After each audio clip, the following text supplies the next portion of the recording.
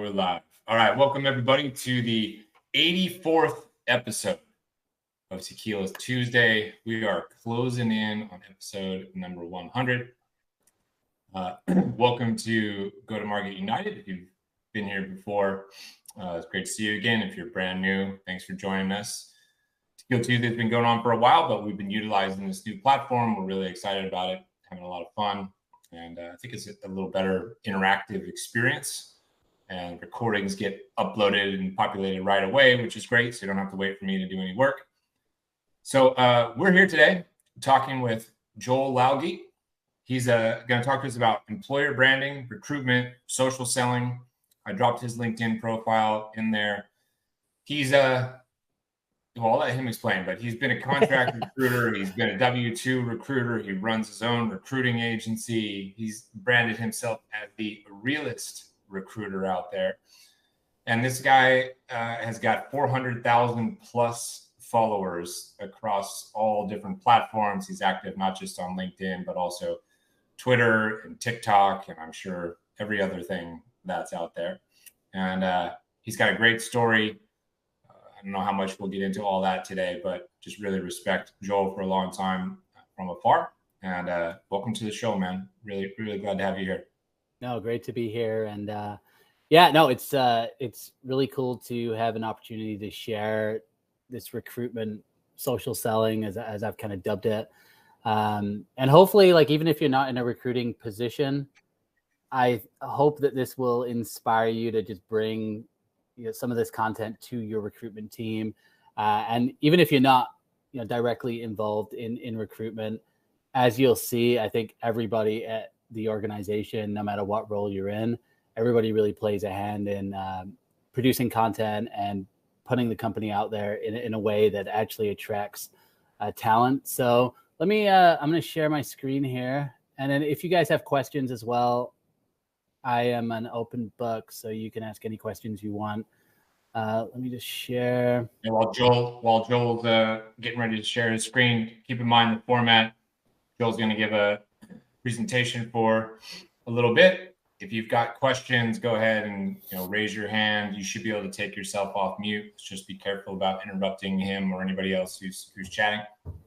And at the end, we'll flip to kind of formal Q&A. Don't be shy here. Joel is being very diplomatic. I won't be diplomatic. What he was basically saying was, if you learn something here, you could apply it to your company, even if you're not in recruiting. Basically, tell everybody in your company how they're doing things wrong, and you'll look real smart.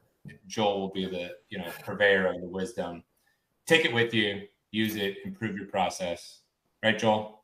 Yeah, that's how I ended up as a solo person working from myself. That's right. I started talking too much about this stuff. No, so so like it says here, right? It says your employees are your biggest talent magnet. So I'm sure, just knowing Scott, knowing the community that I know on LinkedIn around like go-to-market teams, everyone's familiar with the idea of content. But I think one thing that people always get fixated on is this idea of like just social selling to sell products.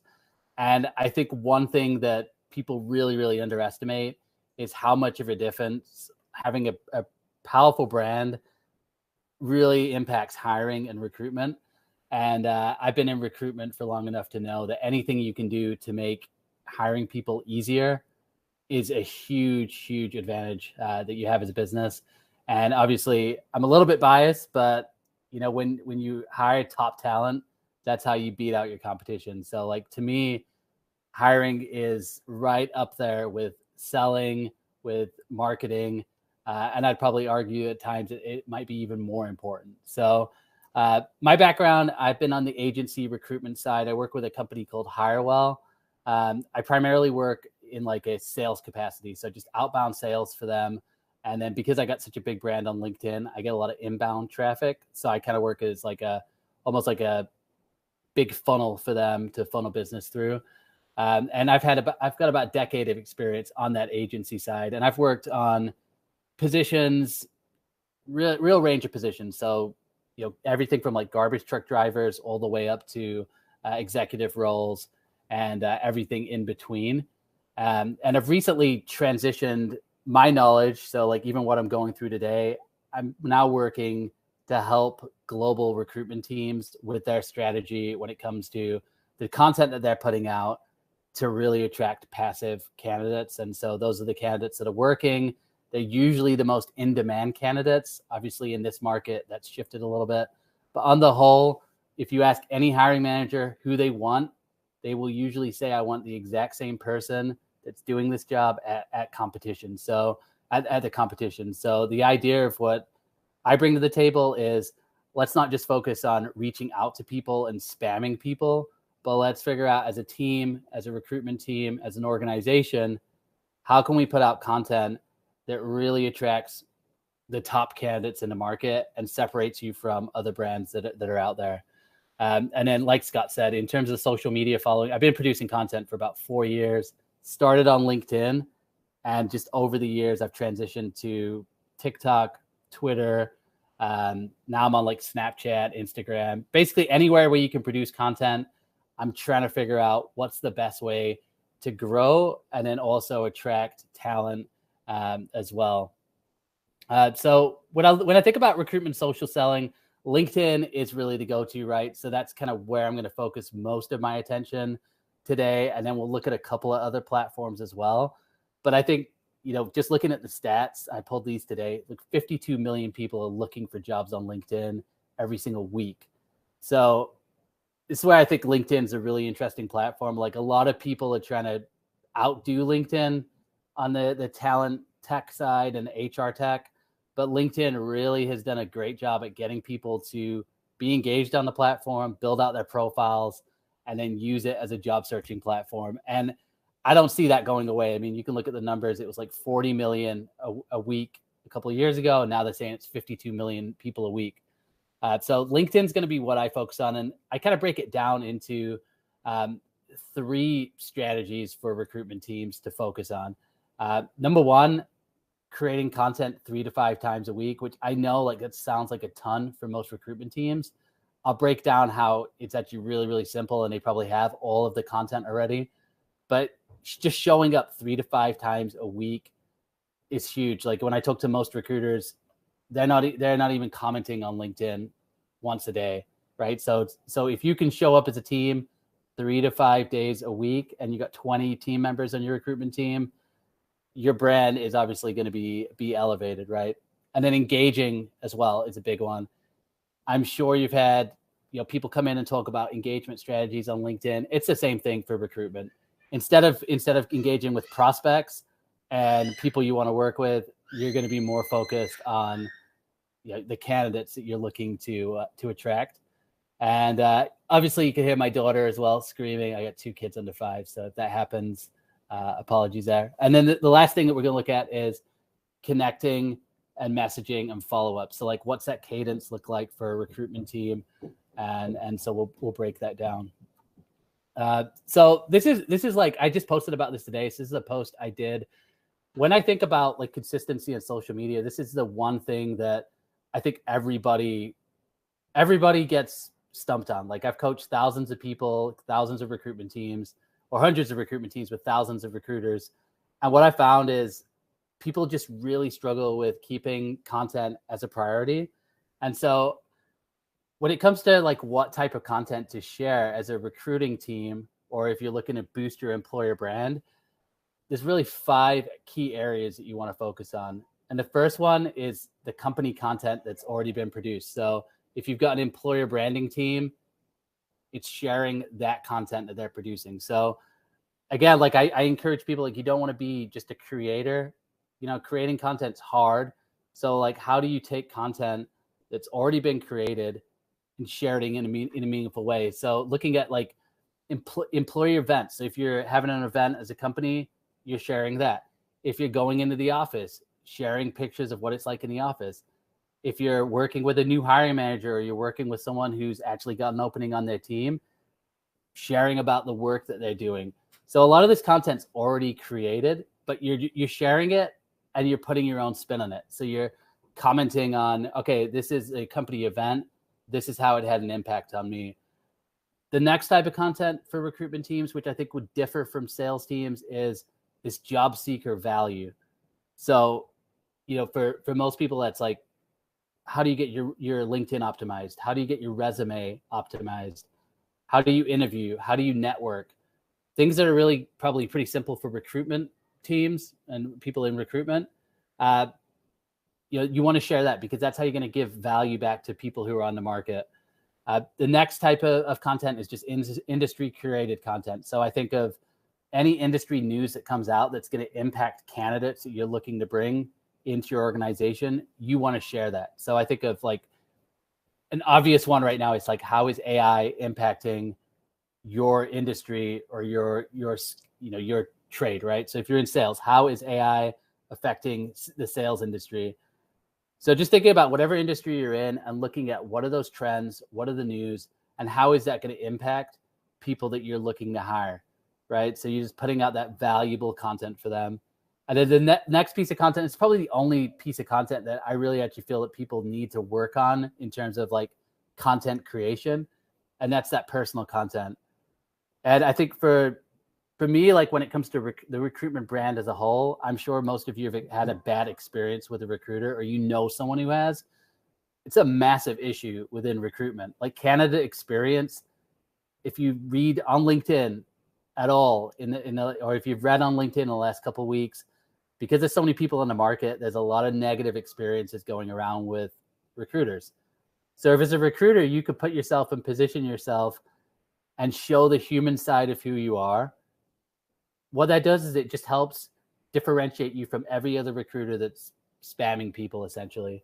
So, and again, like personal content isn't sharing your kids. It could be sharing your kids or it could be sharing family. But I just look at it, anything that's non-work related that just makes you human, right? So I'm sure you, again, on the sales side, this is a similarity, right? On sales, you could argue that creating that personal content, it helps just build a little bit of familiarity, build that rapport before you talk to people. Same idea.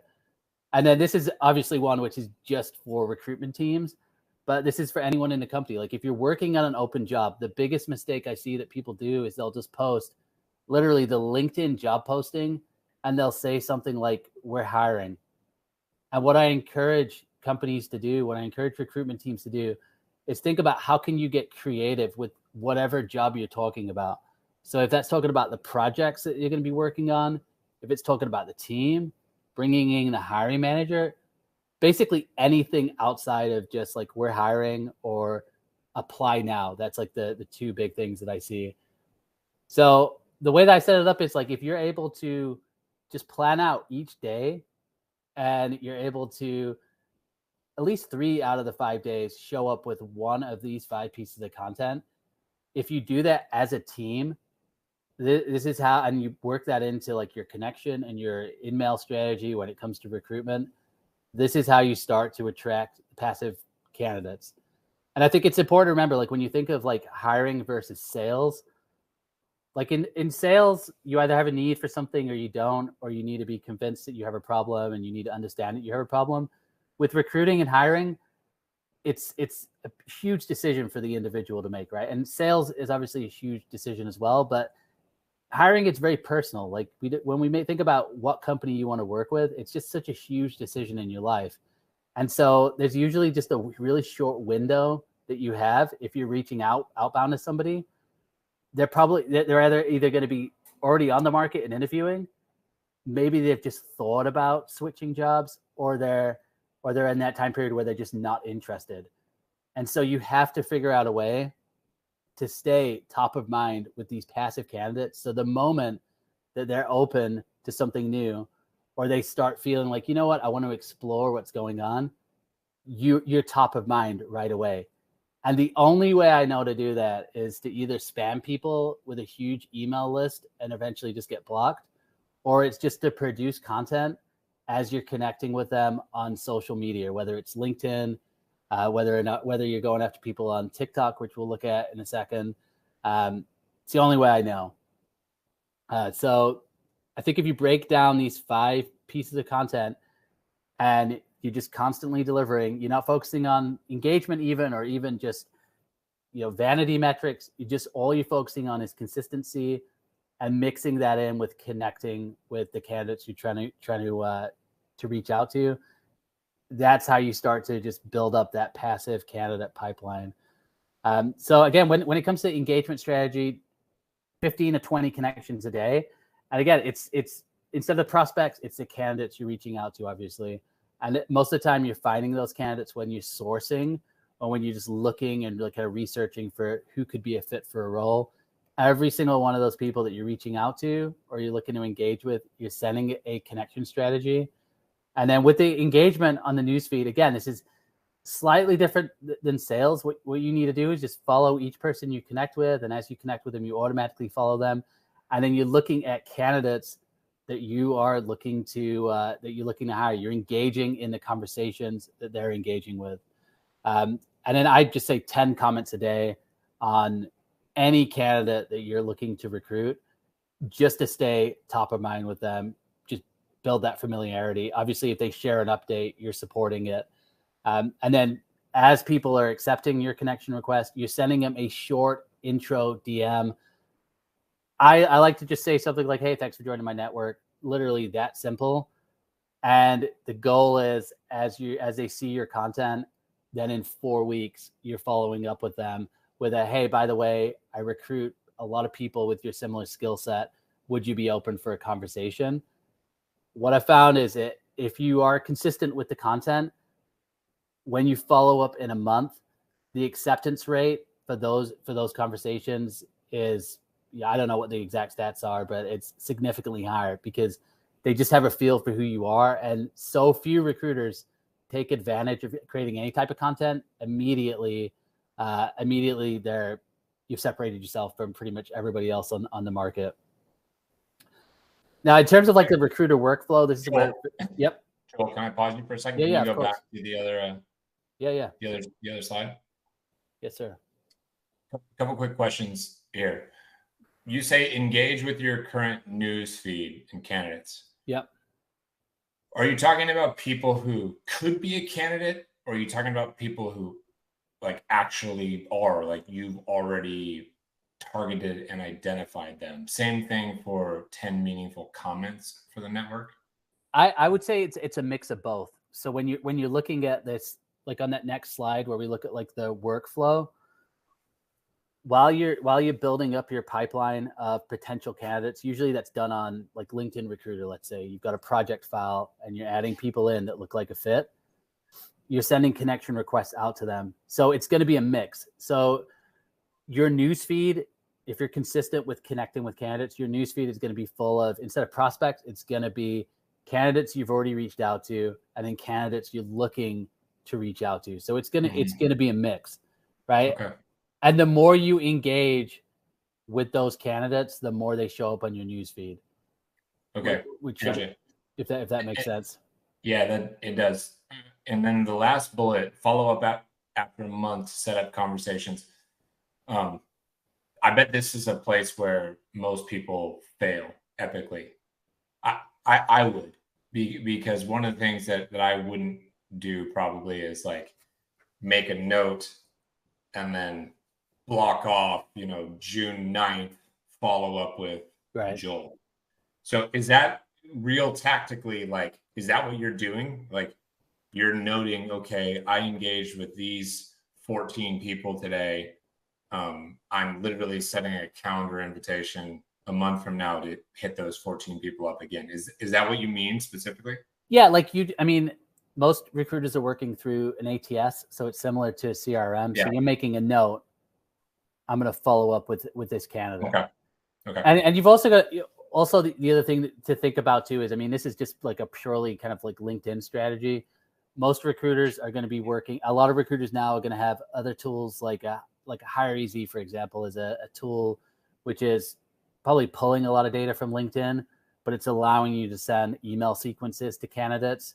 So it's like you got both of these things going on. Like you might send an initial connection, like, well, thank you for joining my network type of message. And then you're emailing them on the back end as well. And then you're following up with that LinkedIn message a month from then. So it really depends on what the workflow is that you've got set up with your team. And different recruiting teams are going to have different styles with that as well. But to me, this has worked and it continues to work. It works for me in sales as well, where I'll just connect. I always send that quick message because if they look at my profile or they show that interest right away, I already know I'm on their radar. And then I'm purposeful to not reach out until a month till I know that they've seen. I'm predicting that they've seen at least something that I posted and they're familiar. And 90% of the time when I'm following up, there's either a comment about, oh yeah, I saw a piece of content you posted. It's just a warmer pitch than just pitching them right away. But again, on the back end, you might have something going to the emails that's kind of introducing some of the roles you're working on. But as you know, it's just so loud in all of the inboxes that I think you've really got to have a multi-pronged attack when it comes to recruitment. So does that make sense? Perfect. Yeah, super helpful. Thank you. And like this is like the workflow that I was talking about. So you have like your sourcing and identifying. So that's where you'd use like LinkedIn Recruiter, right? So your recruitment team, they're constantly sourcing new candidates that they think are a fit. Now, obviously, they get inbound candidates and applicants as well. But for those really tough to fill positions, most recruitment teams now are going out and they're trying to source these passive candidates. And they're the hardest candidates to find. They're the hardest candidates to engage with, which is why agency recruiting is such a big business. But you're sourcing and identify your potential candidates. And you send them an email or a connection request. So really, it's just like some sort of initial contact with them. Now, most people with in-mails, if you pitch them on a job, they're either going to not respond or they're going to say they're not interested. To me, the goal of an in-mail is you're just trying to get some sort of response. So then you can follow up in a month. So that's where like the connection request and the in-mails, either strategy, if you get that not interested or not right now, this is where you produce the content and a month later, they're just going into an automatic, like, hey, I'm going to follow up with you. And that's where, like, again, the welcome message is if you connect with someone, send a voice note, video, just something that's just different, low pressure. It's going to make you stand out and you're not pitching them on the job necessarily right away. Now, what I'll say is obviously someone might respond and go, hey, I'm open for a conversation. Great. Then obviously you're going to have a conversation with them. But most candidates, they will not. If they're active and they're open, they will say they're interested. If not, like you have to follow up and you just have to be consistent with follow up. And then you're creating the content and awareness. And again, there's that 2 to 4 week follow up. So I think you have to, like with recruitment, just like sales, like you have to be organized. You've got to know and understand that like most people are just going to say, I'm not interested in a job. But as you're sharing the jobs that you're working on, as you're sharing content, you're just building rapport the whole time with them. And then you can follow up, try and get a conversation. So that's a lot. That's a lot. Let's go to Connor real quick. Connor, you want to ask your question? Yeah. I was hiding camera off. No one needs to see me eat Parmesan. Anyway, is this the same workflow that you'd follow if you need one candidate or you need 100? I guess with a bit more context, I've worked for some small orgs, right? Maybe 20, 30 people, and we need one engineer or one project manager. It sounds like this workflow would build a ton of pipeline and hit a lot of numbers. Is it applicable for small hiring 1 or 2 heads? I would say it's just maybe on a smaller scale, right? And so I think if do you have an internal recruitment team, or like what's the recruitment team set up right now? Are you doing the recruitment? In this immediate capacity, no. Every department just kind of does their own thing. Yeah. So let's say you needed to hire one engineer. I mean, obviously you're not just going to reach out to one engineer and make that, recruit them and make the hire. So I think you just do it at a smaller scale. So, maybe it's not 15 to 20 connections you're making a day, but maybe it's 5 to 10 a day, just connecting with engineers that look like a fit. And then, it's a very, very similar cadence. You're either approaching them directly about the job, or you're just connecting with them, producing content, and then following up with them. I mean, and it depends on like the urgency of the need. Like I'm also not necessarily saying like you just, you don't reach out to people initially either. I think you can, but something like this on a smaller scale would work perfect for that. And I think if you're particularly like smaller organizations, this is a great way to stand out as well, because most of the larger organizations, their recruiters are not producing any content. So this is the way to stand out. If you're a hiring manager, it's even better because you can talk about the projects that work. So I've seen a lot of people really successful on LinkedIn as a hiring manager talking about the projects they're working on. Maybe they do a video, they do some sort of creative piece of content outside of a job posting. And then they're saying, like, reach out to me if you're interested. And they're getting a ton of people responding because it's just such a different approach. So yeah, makes sense. Yeah. So I think you could do it at a smaller scale. Or you could just hire a recruitment agency and then we can do it for you. So either way. Even easier. But yeah, great question there. And I think too, this is the other thing I think about with like recruitment is it's almost like, think of it like you're fostering like a community of professionals that you're likely to want to hire over the next, 6 months, year, 2 years. It's just creating that community and that connection with people that could be potential hires or people who know potential hires as well. So then you're not just constantly just doing outreach cold, and they have no idea who you are, if that makes sense. And again, so this is, that's a competitive advantage, right? It's like large companies, they typically don't need any help with recruitment, or they don't need as much help with recruitment because they have so many top candidates coming inbound. Most smaller companies I talk to, the biggest issue that their recruiters struggle with, which I'm sure it's the same with sales, nobody knows who they are, right? So if your recruitment team starts to understand that they can just scale awareness by just being consistent, it helps in the process, because the hardest thing is just creating that awareness of who you are. So when the recruiter reaches out, they just know, like, oh yeah, I've heard of your company. I've heard good things, blah, blah, blah. And then obviously the end goal is qualified candidates coming your way if you do a post about an open job, because they've just seen your content consistently over time. And again, like this is another kind of thing too, particularly like smaller companies. Like I think this example we were just talking about is perfect. Like one of the things I've noticed a huge shift, particularly since the pandemic, is people really are craving different things in work. I think obviously people really care about money, and there's no way to really get around that. The larger companies are probably going to win on that all the time because they have the budget. But I think there's now just there's more of a need for people wanting to go into organizations and fit in and be able to be themselves and not have to kind of like drastically change who they are. And they just feel like, hey, I can be myself.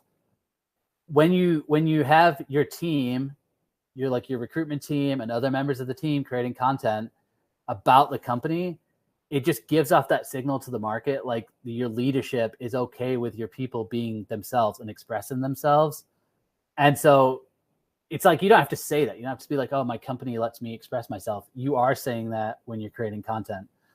So I think companies that embrace employees actually creating content, the market signals that as a place of like, oh, this is somewhere I can go where they actually care what I have to say, right? So it's a massive competitive advantage, and it speaks to what people are wanting right now. And I think this is across the board. I think everybody gets that, right? Like they want flexibility. You want to be heard. You don't want to necessarily be in like a really stuffy environment. And I think this is something that most larger companies I think will really struggle with, because any of the content they put out is usually really curated. It's really like polished. Smaller companies, authenticity can be really, really powerful for this. And then also, and I will talk about this in a second, like how this has worked for us internally at Hirewell, but it does start to create like a sense of pride in not just like the company, but who you are as an employee within the company. Because if you're talking about a company and like how much you enjoy working there, or like your team and how great your team is, the projects you're working on, it's almost like you kind of embody that sense of like, yes, you know what, like I actually really do enjoy working at my company, which then impacts retention as well. And just it boosts morale. Like if people are talking about things on social media, typically you're just feeling better about what you're doing, right? Because you've got that sense of like, yeah, I'm sharing something that I actually care about. And then most importantly, it just leads to that quality of hire. So again, if you've ever posted a job, you will know that 90% of the people that you get apply are just not a fit, usually not qualified, or they're just not a fit for whatever reason. And so the quality in the pipeline increases significantly when you've got that voice in the marketplace and people are familiar with you. It's just that quality of hire and the quality of the inbound goes up, which is the whole goal of all of this. So if I'm looking at like HireWell, for example, so the company I'm with, we are a recruitment agency based in Chicago. And in 2021, if we could think back to that point, is like the Great Resignation, right? And at that time, like recruiters were more in demand than software engineers. Like it was this crazy time where everybody was hiring, and recruiters were just super hard to get a hold of. Like I was recruiting recruiters, and every recruiter I talked to, they had 5 to 6 offers on the table already. So it was extremely competitive. And that year we made 71 hires, and we tracked by just asking people like, where did you hear about us? 60 of those recruiters just came inbound. And that was from a lot was from like my content, but it wasn't just my content. Like we probably had 20 to 30 people producing content more than 3 to 5 times a week, or 3 to 5 times a week. And basically what was described to us was as soon as they expressed interest and they connected with our internal recruiter, their whole news feed was just our company and our culture. And because our content was authentic and because we were talking about what our company is actually like, then when they came in and they started working, there weren't any big surprises. So it was just a very consistent feel. So they'd see our content, start engaging, and the next thing you know, they're working for us. And then coming into the organization, we just trained them up and got them involved, and they were also creating content.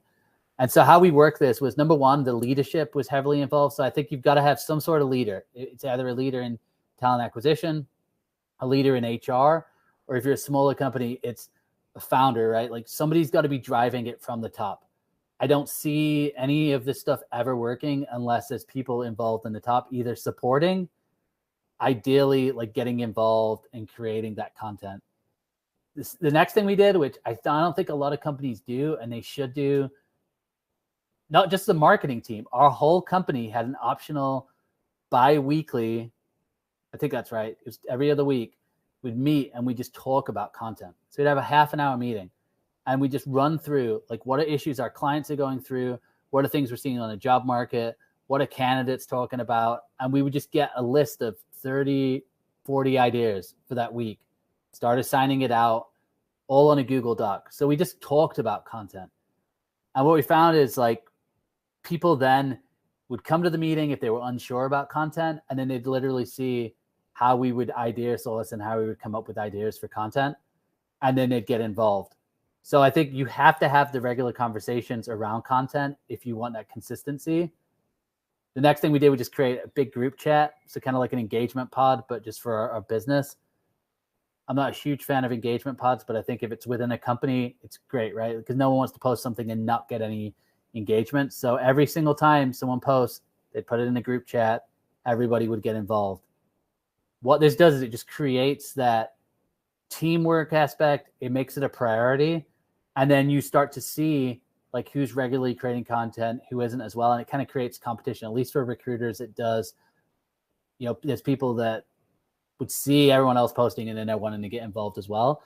And sometimes they're just sharing someone else's post. So it wasn't always necessarily creating, but having that chat and having those meetings push the needle. And then a side note with all of this too, it did also work as a massive way to generate business. So again, when we looked at the overall revenue, which I think in 2021 was around 20 to 25 million, 5 million was just purely inbound from content. So that's from people seeing us in the area, seeing one of our recruiters post something, seeing us posting about a job for a client, people are reaching out. So yeah, obviously, yes, I love it for recruiting, but obviously you can kind of do both if you're doing it right. So that's any questions on like LinkedIn or like, is this making sense? Any questions for like how you would, like, if, I don't know if you are in hiring or if you're not, but if you've got any questions, I'd love to hear them. I think there's a lot of people here who are involved in hiring. Sorry to hear that. Yeah, as sales managers, sales directors, VPs, founders, whatnot. Yeah. So I'm curious if any of them have questions right now. I pose the question, how many of you work at a company that does any of this stuff? And there was a little bit of crickets. Go ahead, Sanjay. Ask your question, man. Thanks, Scott. It has nothing to do with what you said, but my question is more around. I'm trying to target market the corporations, Okay. and I'm trying to offer value in terms of getting them to start using LinkedIn to beef up their sales teams. Yeah. Or like use like exactly what you're doing, but for like manufacturing companies or other companies that have a sales team. Like I used to work at Adidas, they have a sales team, and I'd love to just go to them. That'd be more of a warm intro, but my question is more around when you're doing like cold connections to these companies, how do you like put yourself out there in terms of value? Yeah, it's a great question. Yeah, I mean, if we're looking at the sales side, I basically like where I base any content and how I find content valuable. It's just based on actual conversations I'm having with people. So anytime I'm having a conversation where I'm hearing the same thing over and over again, that to me that's prime real estate for content.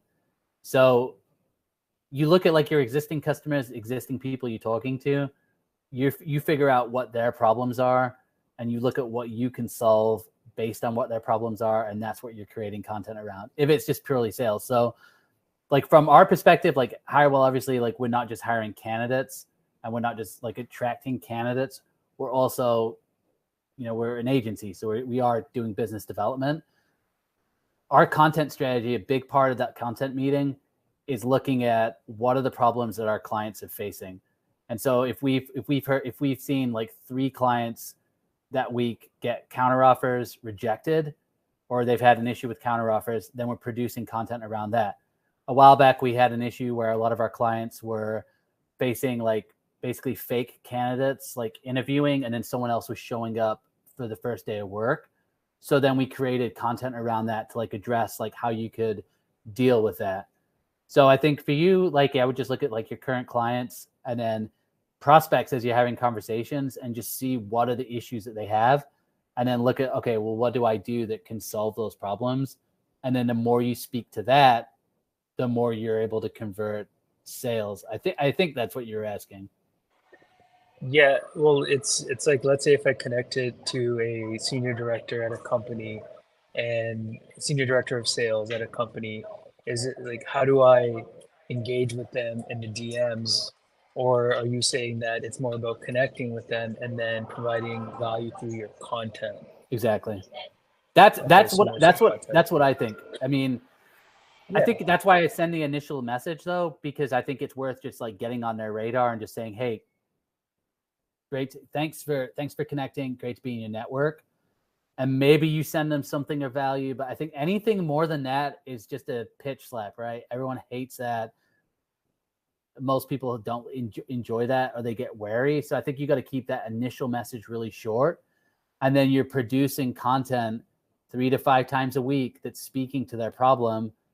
And then you're either tracking it by, are they viewing your profile or are they engaging with the content? But even if they're not, there's a high probability that they will have seen something you've posted. So again, that's why I look at it with candidates. It's the same thing. Like for candidates, the value is usually you're giving them some actionable items that they can take to improve their LinkedIn or do something with their resume, or maybe it's interviewing techniques or networking techniques, something that they look at. And then suddenly you're somebody who's just provided them some sort of value. You separated yourself. And I think with sales, it's more competitive, which is why I kind of focus on the recruitment side of it, because I don't think there's a lot of recruiters doing this. I think on the sales side, it's a little bit more competitive, but I don't see a reason why you couldn't put out valuable content and at least create awareness around what you're doing with people that you're connecting with. Thanks, Joe. Yeah, no worries. Well, why don't if I continue, and then if we got questions at the end, obviously we can cover some of those, because this is probably, obviously I talked a lot about LinkedIn, and don't get me wrong, I there's things that I love about LinkedIn and things I don't. But one of the things that over the last year or two that I've been really experimenting with is like, how are other platforms related, especially from a recruitment perspective and employer brand perspective? And this is kind of where I think recruitment social selling versus like sales and like sales social selling. This is kind of where I think they separate a little bit. And that's in terms of like which platforms are most effective. And so when you're thinking about like employer brand and how to attract candidates, LinkedIn is still valuable and it's still probably the number one place, which is why I focus on it. But I think there's other platforms emerging and other types of content that I think you catch people on different platforms in like a different mindset. So I think when people are on LinkedIn, they're very much like business and sales and, you know, grow my business mindset. And I think on some of these other platforms, they're kind of in a different place. So it can be an ideal place to get on a candidate's radar or like just show them something different about you as a company that they might not see on LinkedIn, if that makes sense. So I'll break this down. So first question I always get when it comes to anything short form, particularly TikTok, this is where these analytics are from. People are like, well, no one is on there in my age group. And I'm sure somebody else has come in and showed like some kind of graphic like this, but this is from my followers, all right? So I got 165,000 followers over there. And look, this is not, I think, what people expect to see when you look at the demographics of followers. So, okay, 18 to 24, 11%, right? So those are early career, you know, maybe up and coming people in their professional, but it's likely just kids that have grown up on TikTok and now they're in college. And then it's 25 to 34. So like 25 to, let's say, 55, that's 80% of my audience. So again, like this 35 to 44 category, a third of my followers are people who are more than likely going to be great candidates if we're just going based on age. But I show this because I just think people underestimate how much time people are spending on TikTok. And I could tell you from personal experience, even on the sales side, I have a huge deal in process because of TikTok, because the hiring manager or like the VP of talent, she just happened to be like obsessed with TikTok live and was viewing my live shows at night. And she mentioned it in a sales cycle a ton of times. Like, oh, I found Joel on TikTok. But more than ever, people who I connect with on LinkedIn, they're referencing that they've seen something on TikTok. So I think like it's not just TikTok as a platform necessarily. What I've been just more aware of is this like short form video content. It's so addictive, and it's where people are spending time. And I think even from a sales perspective, I think LinkedIn is probably the go-to because it's where, you know, the decision makers are at. But I don't think you can really ignore some of these other formats, right? So it doesn't have to be TikTok. If you're worried about China and stuff, I get it, right? But like YouTube Shorts, Reels, Snapchat, Spotlight, which is like, these are all TikTok short form video platforms essentially. And so there's tools out there where, like, let's say if you didn't want TikTok, you can do short form video. And there's an app called Repurpose.io, and literally you can just send one video to 6 or 7 different places.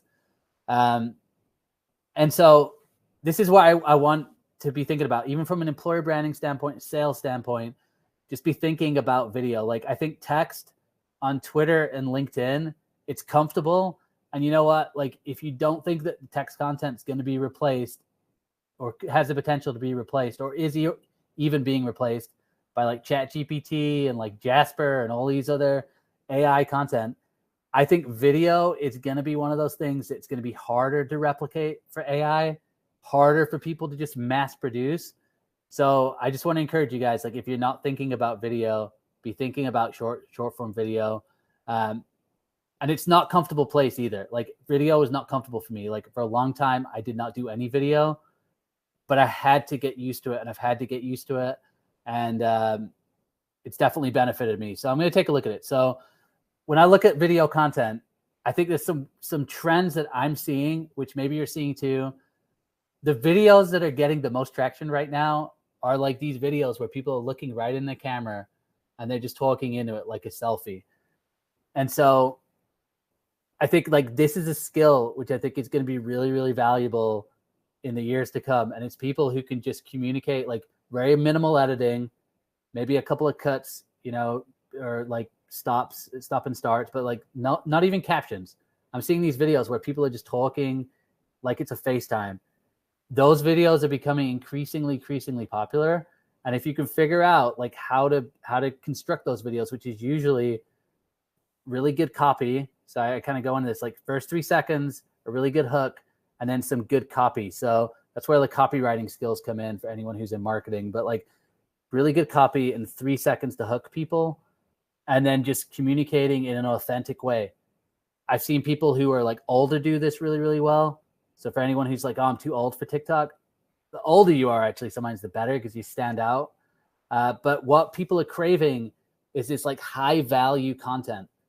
So if you've done something, if you've built a sales team, if you're a founder and you've, built your company, that type of content does really well on the platform, and people are searching and looking for high value content now. So there's been this weird switch. It's a weird like pivot to where it was a long time. It was just like trending kind of like viral sounds. And now TikTok is like really promoting in short form video. They're really promoting like really high value content. So again, when you're talking about like your employer brand, your recruitment, social selling, the videos that work really well are like the day in the life videos, right? So I think there's a couple of people I know who have done really, really well with these videos where they're just showing like a day in the life of a salesperson, day in the life for a Meta employee, or I just named it as a company. But you could talk about your company, like what it's like to work at a startup, a day in the life, and you show your day. It's like a short 2 to 3 minute video about your day in the life. I still think humor can work really, really well, but like industry humor, right? So if you're in sales, like sales humor does well. Recruiting humor tends to do well, but really leaning more on this like knowledge and this high value content. So any tips you can give. So if your tips for like salespeople do really well. I don't know why I'm focusing so much on sales. I think I'm just assuming that everyone's in sales, but just high value content, right? How to do things really, really does well on those platforms. And then you have like comment reply videos. Again, another way that some of these short form video platforms, I think, help you build community is you get to interact with people by actually commenting and responding to comments. And then you've got like these other forms like stitches and duets, which are more just reaction videos. So some of the observations I've seen, and I said TikTok, but like just short form in general, it's really important when you're growing on these platforms to really stick to your niche, because usually the way these platforms work, they're like outreach platforms. So they figure out what your content is about, which is why it's important to talk about similar things, use similar hashtags, use similar text.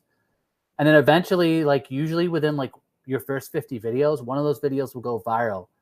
And I've seen it backfire for people where they try to do like a funny video and then it goes viral. And then maybe they pick up a following overnight, but because their video was out of their niche, it does nothing. So you have to really stay in your niche. Usually what you need to figure out is like, how are people responding? How are people interacting?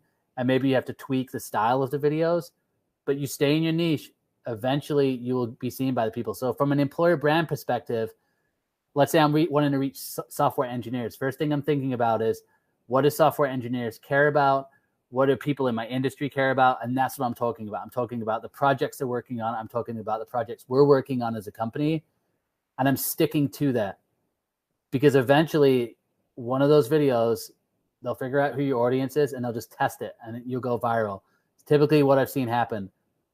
And initially, like when you're starting out, you may have to do more videos if you want to see quick attraction. But it's a little bit of a process, but really, really quickly, things can change. So for example, I know someone right now who's a recruiter and they're documenting their job search as a recruiter. They went from like 0 to 25,000 followers in 6 weeks. And now they're like booking calls for like coaching and all this type of stuff, generating revenue. And they also landed an interview with TikTok because their video went so viral. So they're a recruiter documenting their job search, and they continue to talk about it, and they weren't picking up that much traction. And then one video went viral, and now it's kind of like a compounding effect. And so that's what I found with a lot of these video platforms, like that outreach, right? LinkedIn isn't like that. LinkedIn is all about your first degree connections, your second degree connections. So it's usually harder to go viral on LinkedIn. On these other platforms, they're outreach platforms. So literally the videos find people for you, and it's a lot less network based, if that makes sense. So what I say is, like, if you're going to do this on TikTok, the way that you track and your way you bring people back to your company is you just have a link tree or some sort of link that links back to your LinkedIn, and you send people to your LinkedIn. So a lot of videos I do, I'm like, hey, go to my LinkedIn. And again, I started doing this about 6 months ago. I saw a huge increase in profile views on LinkedIn. And a lot of these were the right candidates. So we placed 4 or 5 people in the first month of doing this, just from viral videos. People found us, they were a right fit, and we ended up placing them at clients. And then nice thing too is if you do a video on TikTok, they're easy to repurpose on LinkedIn, which we're all seeing. So look, this is a lot of stuff, but I think for me, like the 3 takeaways, if I was to give you 3 takeaways, number one, if you're not engaging on LinkedIn, you need to be doing that 20 to 30 minutes a day.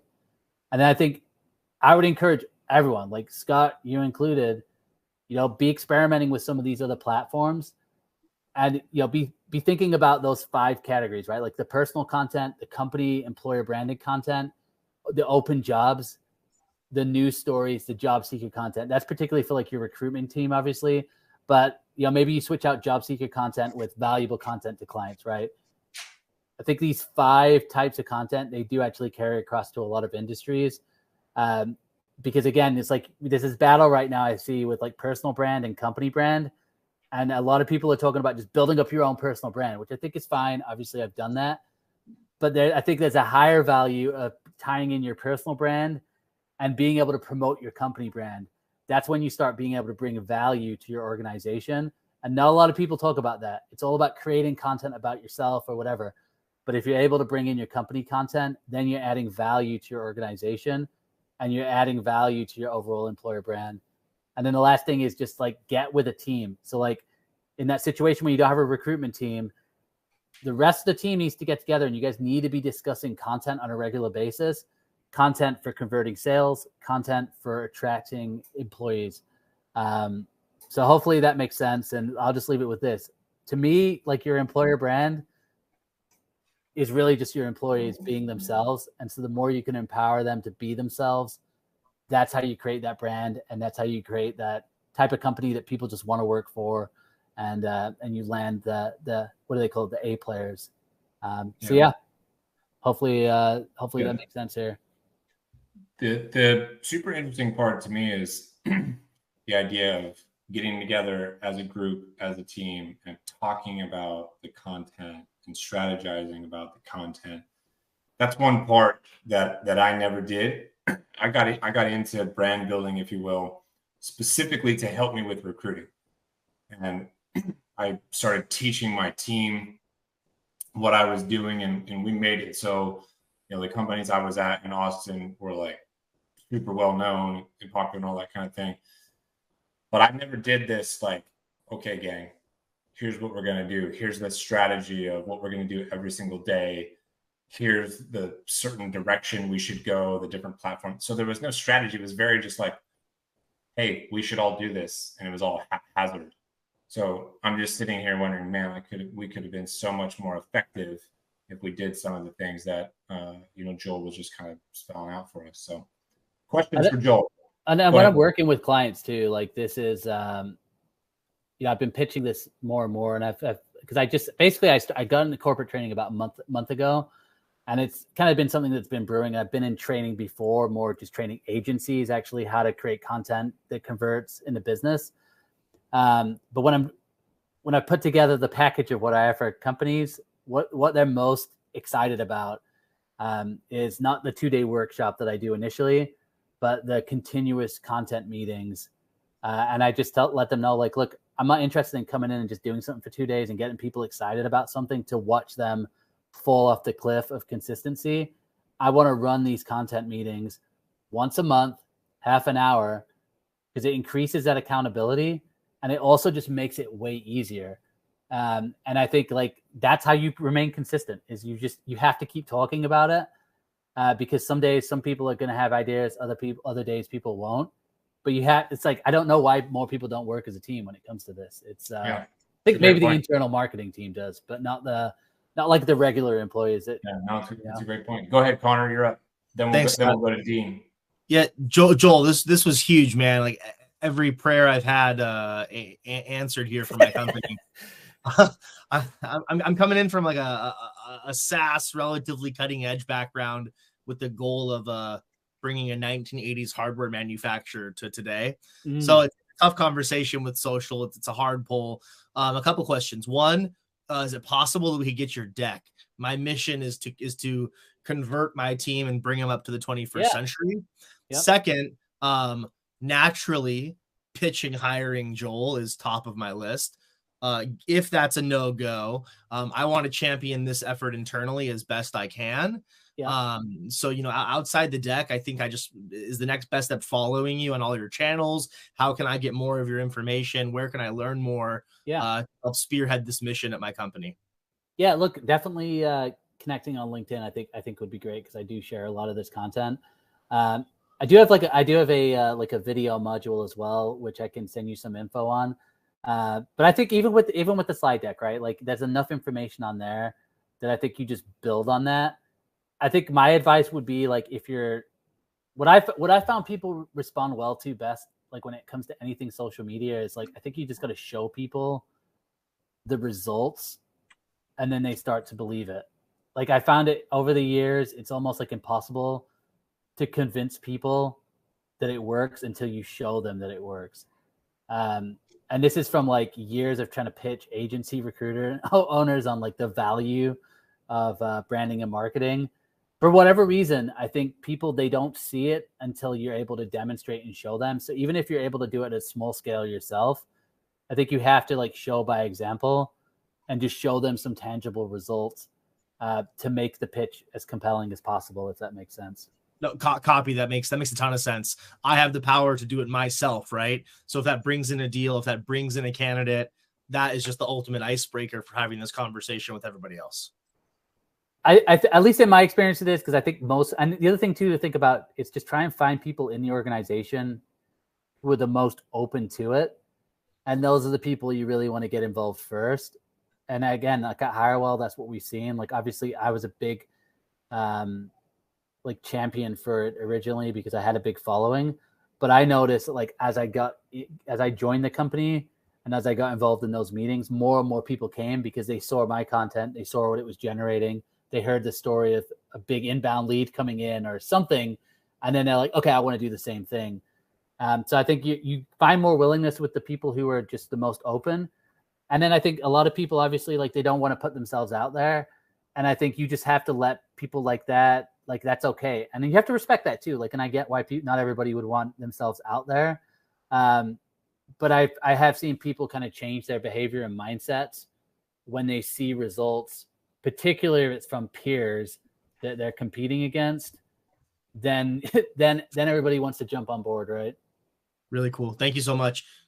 And outside of the recording, are we able to grab your deck? Scott, is there a leave behind we can post? I can email it to Scott, no problem. That'd be awesome. Thank you. There you go. There's your answer. Thanks, Connor. Dean, let's go to you. Can you hear me okay? I'm doing a new headset here. Hey, Joel, appreciate what you said, but basically, aren't you just basically saying that if you've got a team of guys working for them, to tell them to pick up their fucking phone and start doing short-term video and basically take it and start manipulating it? Like, for instance, like Scott lives in Austin. He could videotape Tesla as he goes by the plant and say, day in the life of Tesla. I go by here every day.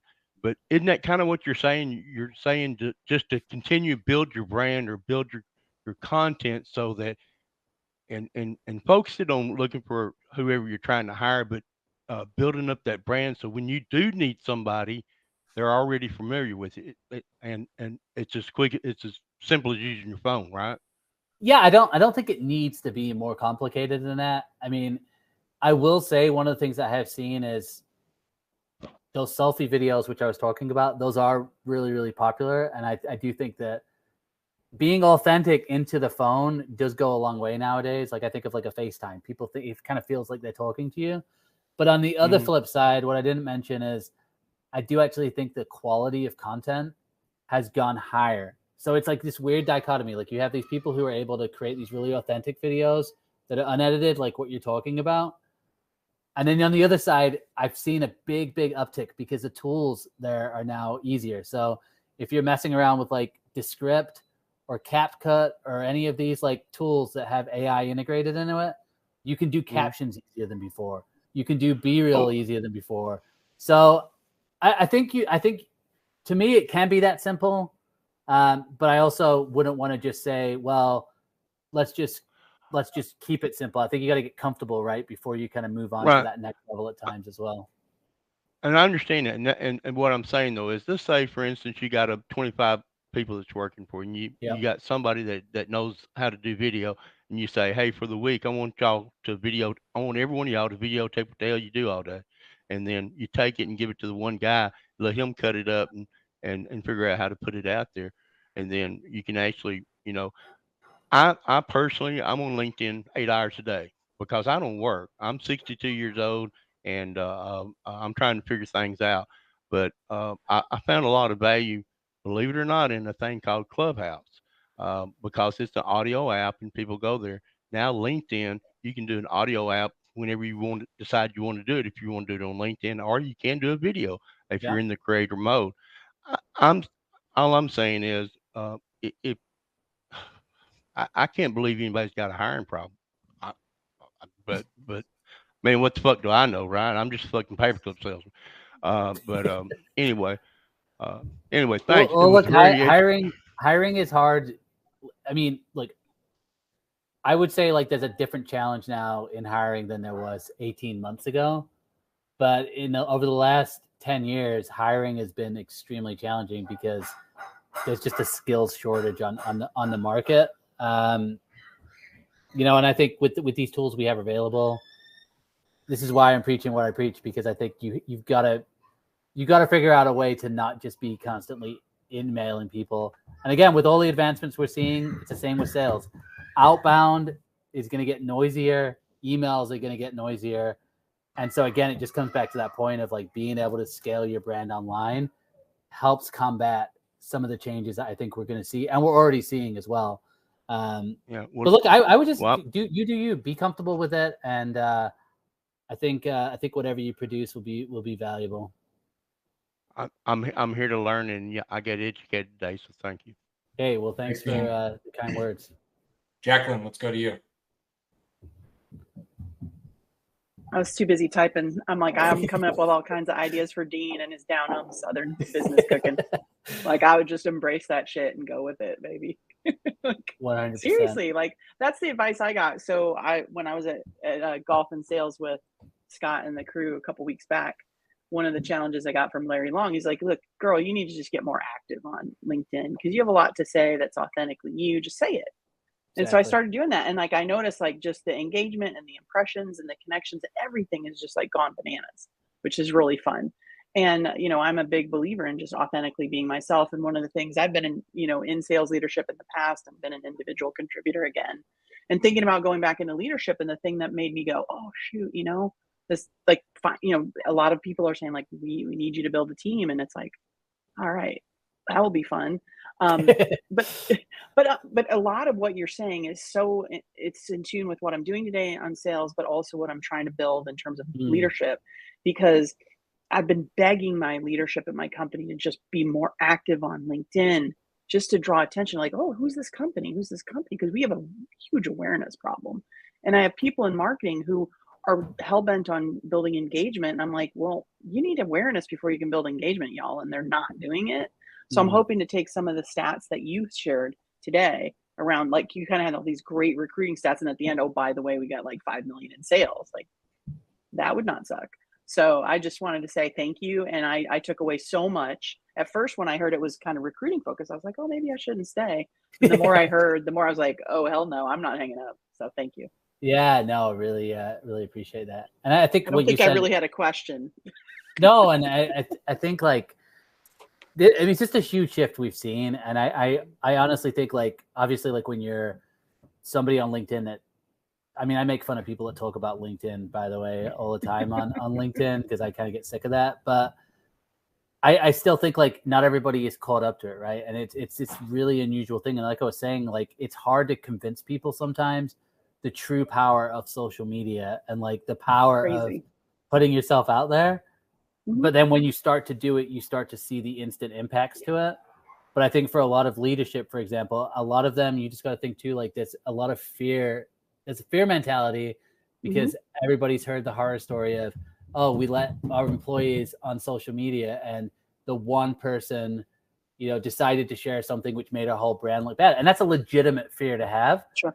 Yeah. But is that fear, does it really outweigh the benefits of like what you can get?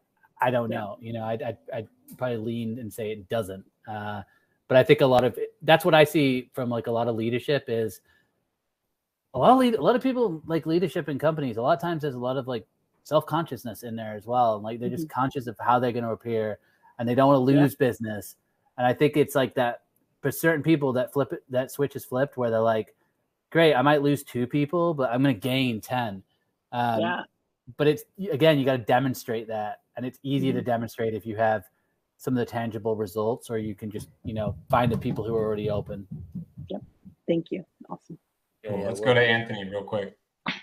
What's up? Hey, Anthony? Joel, this was awesome. I appreciate it. I just had like 2 kind of separate questions, kind of building off of Dean's, right?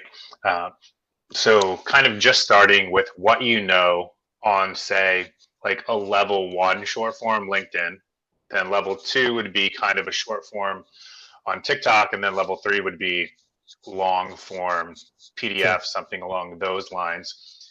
When you're moving from LinkedIn to other platforms, are you using the posts on LinkedIn as almost a script to guide your videos on TikTok? So you're essentially saying the same thing, just in a bunch of different mediums. That's question 1. And then you talked a lot about short form, right? Are 3 short form LinkedIn posts or 3 short form TikToks more valuable than, say, 1 long form post there? Well, okay. Well, let me take that first one because I think the first question is huge, and I was going to actually have a slider around this.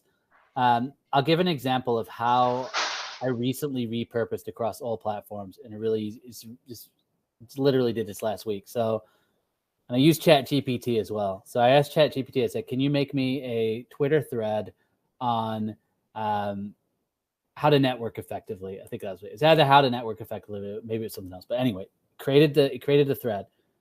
Then I went in and I edited it to make it my voice because obviously everyone would know it's not my voice. So I made it my own voice, and some of the tips it gave were just bad, so I just rewrote them.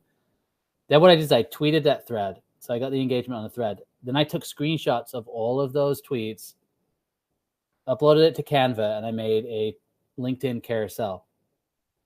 Then I took those screenshots and I made a green screen video on TikTok where I ran, and that's an effect where basically you just have a green screen behind you and it's got like the content. And I ran through each of those sections and it got saved. You know, I was like something ridiculous, like 310 times in 24 hours.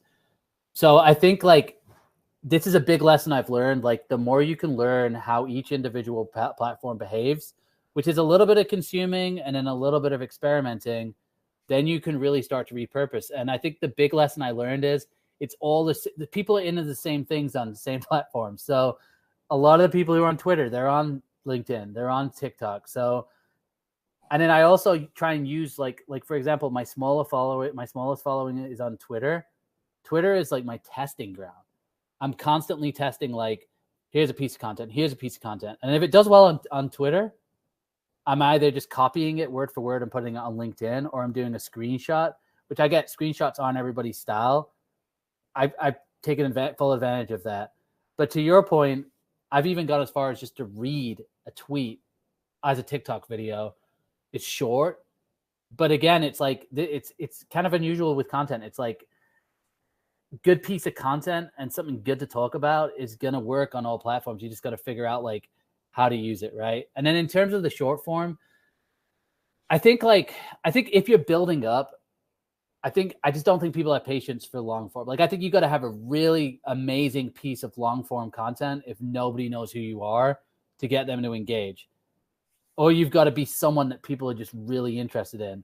And I don't think it's like length of content. I just think it's how well people know you and how much they trust you. Because it's like, Joe Rogan's got the 3-hour-long podcast. People tune in because they know it's going to be good content they want to listen to. But if I tried a 3-hour-long piece of content, no one would engage. So I think short form is kind of great for like just building up that awareness quickly and respecting people's time. Like I've always been a big believer that, with content, the reason I love a lot of the short stuff is because it just respects people's time. The people don't have 10 minutes to watch a monologue on whatever you have to say. So the quicker and the shorter you can make that impact, I found they work better. But, but also like long form content could be great, like on YouTube, because obviously people can search for it and it lives longer. This thing on social media, it's so quick. And so I think if you're trying to, especially if you haven't built up to a point where, like Scott, you could do a longer piece of content. You could do like a newsletter on LinkedIn and people would read it. But if that was your first post on LinkedIn, I don't think people would necessarily read it because they just haven't built up that trust with you. Yeah. Good luck. It would still be great content though. But it wouldn't matter because it'd be like a tree falling in the woods with nobody around.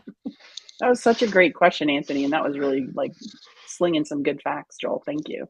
Yeah, you're welcome. Joel. Thank you for asking that. It also helps you as an individual with this short form be a better business communicator because people only have so much time. So you're forced to phrase it in a way that is most valuable for your audience. So it's almost like killing two birds with one stone there is what it sounds like. Yeah. And look, I think it's just, it's the same with email, right? Because we've all seen like the new email thing where it's like, you got to have super short emails to the point. I just think it speaks to like, you have to value and understand like how much content people are faced with. Like, it's not just your competitors. It's like we're battling against Netflix, Hulu, TV, movies. Right now, everybody is trying to get your attention. You're battling against millions of emails. So I think the short form is just great for just building up the awareness and getting people engaged. That's why memes for me work extremely well. Like I'm probably most known on LinkedIn for my memes.